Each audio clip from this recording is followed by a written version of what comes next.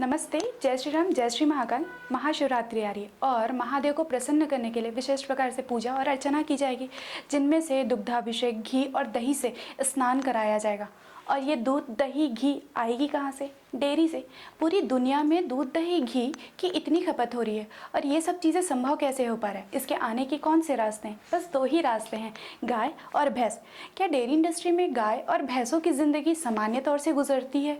क्या सच में आपको ऐसा लगता है? डेयरी इंडस्ट्री में गायों और भैंसों को अप्राकृतिक रूप से गर्भाधान किया जाता है, जो कि स्वयं में ही काफ़ी दर्दनाक होता है। इसे हम सरल शब्दों में या फिर आम भाषा में रेप या बलात्कार कह सकते हैं।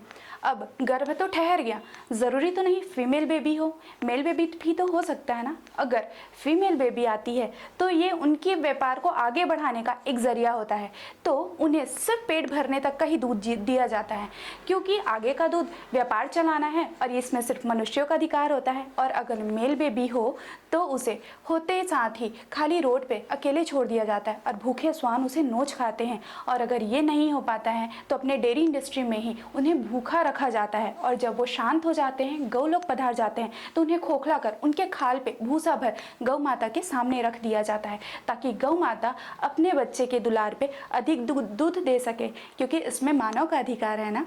जब कोई भी गाय गर्भ से होती है तो उसे ऑक्सीटोसिन का इंजेक्शन दिया जाता है, ताकि उसकी दूध की क्वांटिटी बढ़ा सके, जो कि बहुत ज़्यादा पेनफुल होता है।